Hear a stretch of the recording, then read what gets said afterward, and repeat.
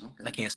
Well, obviously, I can't not talk to you and not talk about boxing predictions and things like that. And obviously, the fact that Crawford had a tremendous performance against Spence. I know you were there. I mean, I think everybody used your footage to be respectfully. Hey, look, hold on, Ryan. I'm such a real nigga, right?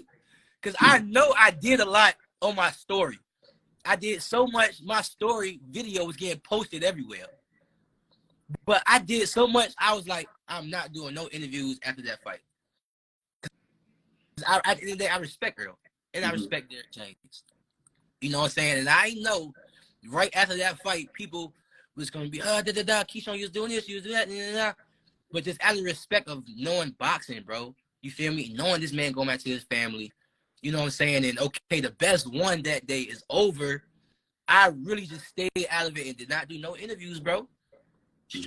It's straight like that, bro. Because I respect Earl at the end of the day. When a fight like that happens, and obviously the build-up, you're sporting Bud, you're sporting Bomac. It's just pre-hype. But once everything's done, fighters take losses in amateurs. I know you haven't taken a loss in professional, but just that feeling. Was that the first thing you thought of? Was like, look, it's done. I'm happy both guys are okay and safe. They're getting paid, and now it's just respect. Yeah, for sure. Like I always respected Earl for real. Like I got pictures with him. I trained with Derek James before I had a coach. Really, you know what I'm saying?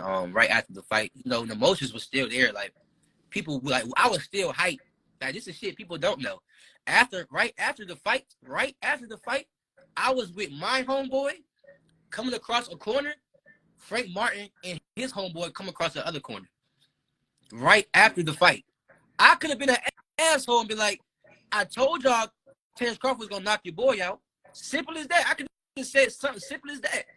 But I'm knowing like, okay, if the shoe's on the other foot and that would happen to Terence Crawford, if somebody would say something to me, I'm fucking you up. Like I'm going crazy. So since I wouldn't do that to nobody else. You feel what I'm saying? I want to put nobody like that in nobody else. So when I see him, I was just like, yo, what's up? He was like, yo. And we kept going about our business. You feel me? Like at the end of the day, I'm a respectful nigga at the end of the day. Feel me? Like I talk shit, but I'm really respectful for real. And I think the fans don't be knowing that shit. I mean, there's a lot of things fans don't know, and this is an opportunity that I'm blessed to talk to you about because they only see one side. They see the pre-hype build-up. Obviously, fighters calling each other out. I want to fight this guy. I want to fight this guy. I'll beat this guy. But that's just boxing. Outside of boxing, you've always gave respectful things. I remember when we talked about Teofimo Lopez when he was having a low. You spoke highly and gave him a lot of really encouraging words. So, it's nice to know that even in moments like this, boxing brings people together outside just wanting to fight. And, I believe everything that you said that when you came across Frank and his team. Because it's really just boxing at the end. Yeah, hell yeah. It's just boxing. And when Frank approached me, he approached it like on some boxing shit. You feel me? Like he was telling me like calm down and shit. And honestly, when I would look back and look at the video, I was like, damn, I was on some, you feel me? But I wasn't like my intentions wasn't that, you know what I'm saying? So sometimes I do be getting out of character sometimes and not knowing, you know what I'm saying? But it's never like disrespect, you know what I mean? Mm-hmm. This comes from a place of competitive, just wanting to be the best, right? For sure. And it's a sport of boxing. We beating up each other. So when I talk shit, I'm gonna talk that shit, nigga.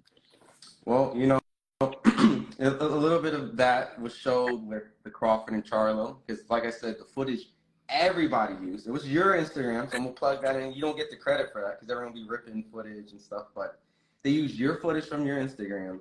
And there was a moment where Crawford came over to Charlo and was kind of like, yo, what's up? Kind of like, but afterwards, you can see that Crawford went on and kind of paid respects. Like, all right, you kind of like, I would like to fight you. And Charlo acknowledged like you did some gangster shit up there. Respect. And you caught that on camera as well. That whole entire perspective of Charlo and Crawford. I mean, is that possibly the biggest fight in boxing for legacy and everything that could happen?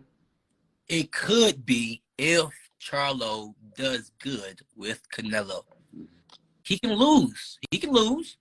If he does good doing it, that will be a mega fight.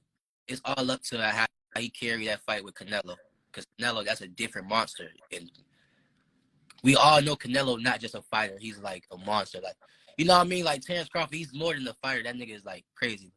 Like some people got that shit in them. You know what I mean? I feel like Canelo is one of them. So it just depends on how you do it, Canelo. Mm-hmm.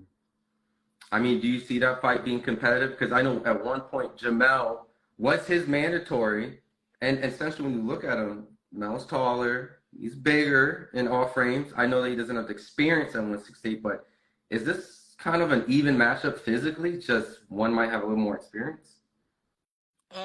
It's definitely I think it's an even matchup. I feel like Canelo's slowing down. Honestly, I think he's getting old. You know, he had a long ass career. Charlo also, he's off a layoff. Mm-hmm. But I just think he's a younger fighter. And his last fight wasn't like bad, though. He wasn't slowing down, though. He wasn't showing signs of like, you know, weak shit. So I don't know. I just feel like Charlo going. I don't know if he gonna win or not. Honestly, I just think he's not gonna get fucked up. You know what I'm saying? Like, Yeah. if he win, cool. If he lose, all right. But I don't think he's gonna get fucked up. You know what I'm saying? That's just how I feel about the fight. Yeah. I mean, Grant. In all reality, like if Canelo on his best day, Charlo on his best day, nigga, Canelo gonna win. You know what I'm saying? But you just gotta see. I mean, I'm sure, you know, maybe you as a fan and Crawford has to be rooting for Mel, because it only makes sense for, like, on paper, the only two guys to be undisputed in the 4-belt era twice facing each other at a time for, like, supremacy of just incredibleness, right? For real? So Charlo, you said what? Charlo was 2-time disputed. If he beat Canelo, I said, like, in a way where I'm saying, like, if Crawford probably, yo, beat Canelo so we can make, like, a new headline. The only two-time 4-belt undisputed going at it, like. Oh, that would be crazy. Oh yeah, that would be, yeah, hell yeah. That would be bigger than Errol Spence and Terence Crawford, because the Charlo fight was getting built off of the Errol Spence and Terence Crawford, even during the fight. thanks to you, you know, showing the whole world on your Instagram. So you need to get. But nah, that would definitely be a bigger fight for sure, because it's just it's more like it's built up.